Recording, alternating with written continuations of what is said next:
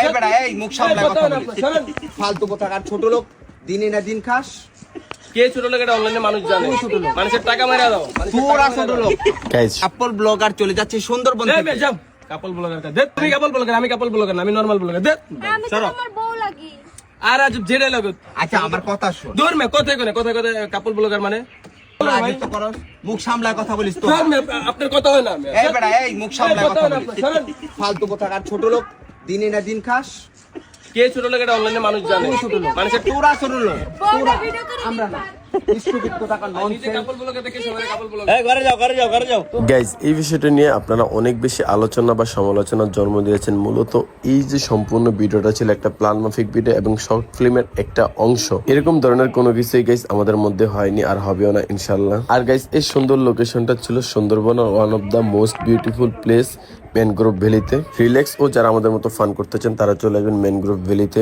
যাই হোক গাইজ ভিডিওটা ভালো লাগলে শেয়ার করে দেবেন। আল্লাহ হাফেজ, টাটা এন্ড টেক কেয়ার।